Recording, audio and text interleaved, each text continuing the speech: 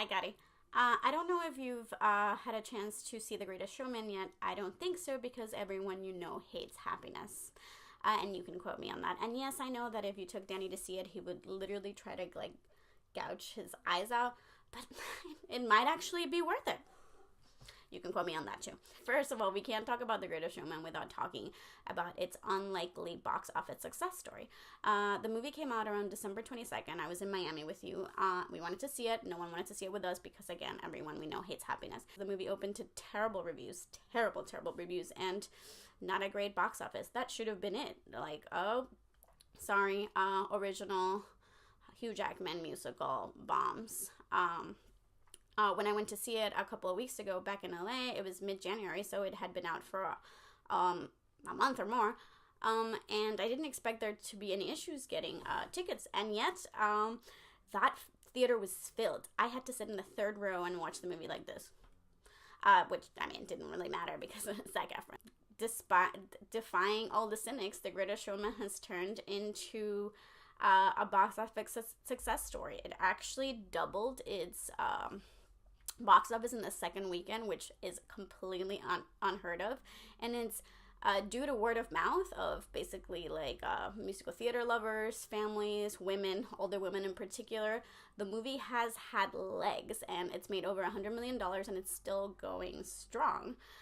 Guess what? There is an audience for this movie. You like musicals? This is the movie for you. You like show-stopping numbers? This is the movie for you. You like Hugh Jackman, Zac Efron, Zendaya, and beautiful people? This is the movie for you. I had the most fun I've had in the movie theater recently, and I cannot get the movie out of my head. Like, I really do want to go see it again. And I can't stop listening to the soundtrack, which I've mentioned a little bit. Look, yeah, I know what the problem that a lot of people have with this movie is. Its main character. P.T. Barnum was not a good dude, and I'm not gonna fight you on that. I agree with you 100%. The film really wants you to believe that he is the good guy, that he's liberating his performance and finally giving them a voice, when history basically tells us that it was more about exploiting people and making money. Like, we left the theater and Shelby said, try not to think about the fact that this should be called Exploitation, the musical. That's literally the point. Don't think too hard on it. But yeah, just remind everyone that he's actually kind of a scum human being. Okay, cool. Got that? Yay. So what is The Greatest Showman, actually? The Greatest Showman is spectacle and wonder and joy, and letting yourself be open to those things and enjoying them in this, like, wholesome and completely historically inaccurate package that Hugh Jackman has, like, gift wrapped for you and saying, yes, I want it. It's not there's no place in this movie for cynicism. It's all about joy. Going into The Greatest Showman requires you to turn off your brain a little bit, but not in a bad way. It's a movie that wants to dazzle you, to let you enjoy every moment, so let it. I think there's something irresistible about it, and that's why people keep coming back to it, and that's why people are obsessing so much about it, and people are going to sing along versions and or just seeing it again. Why the movie is surprising Hollywood by still selling so many tickets. Okay, so obviously I have to talk about the soundtrack. The soundtrack is a certified hit, and it's also a hit in my heart. I would call it like pop theater. Is pop theater a thing? Let's call it a pop theater. The songs are written by the guys behind Dear Evan Hansen and La La Land. They, yes, could probably be described as earworms, but is that a bad thing, or is that exactly what you're looking for? Be honest. Look, we both know what you really want to talk about. Zac Efron, who we love so much. He's great. He looks really handsome in it. We haven't seen Zac sing and dance like this since Hairspray. And guess what?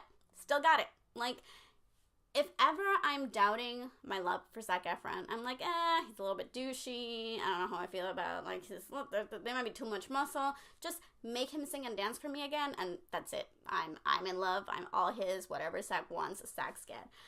Zac Efron and Hugh Jackman have this one musical number at a bar that is my favorite thing I've seen all year. Okay, yeah, it's only a month into the year, but I'm sure in 6 months that statement will still be true. I was literally cackling in the movie theater out of joy, pure freaking joy. Zac and Hugh has so much freaking chemistry together. I can't forget to mention my girl Zendaya. You know I love her. I definitely was really interested in seeing her here, and I thought she was great.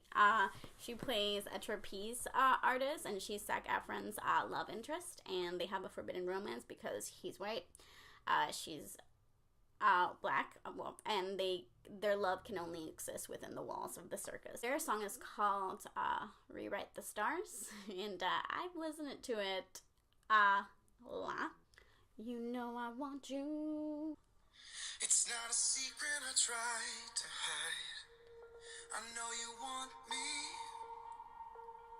so don't keep saying your hands are tied. And overall, like, I really enjoy most of the soundtrack. I do have to highlight the song This Is Me, which won the Golden Globe and is nominated for the Academy Award for Best Song, and is performed by Broadway veteran Kayla Settle, who plays the bearded lady, and she's very excited to be performing at the Oscars, so I'm excited for her. And it's just, if you want to know what the thesis and heart of this movie is, it's that song.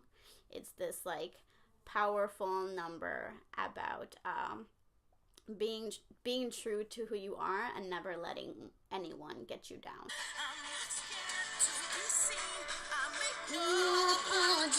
This is me. I don't want to finish this video without talking about Hugh Jackman, because I mean, I know I love Zac, I know I love Zendaya, and I know that's part of the appeal of the movie for me, but the movie wouldn't be here without Hugh Jackman. This was a passion project for him. He spent years and years trying to develop it, and he really just wanted an original musical, and something that really fell to the roots of theater that he loves so much. And I think he delivered. In this age where we don't have movie stars that can do it all, Hugh Jackman is here to prove us wrong by being amazing at everything he does. There's so much passion and love for this character and this story and this film, and it comes through when you see him on screen. So he really is great to watch, and I'm so glad that he made this movie happen. So thank you, Hugh Jackman, for The Greatest Showman. I didn't know I needed it, and yet when you gave it to me, I was like, yes, more.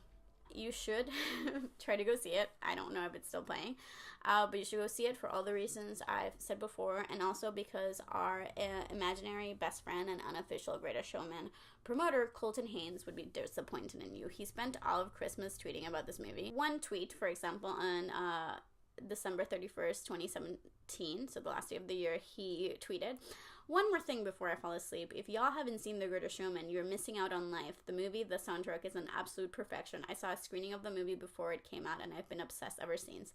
One of my favorites of all time. Of all time. You heard it here first. Colton Haynes says The Greatest Showman is one of the greatest of all time. Who am I to disagree with Colton Haynes? So, Cuddy, get on it."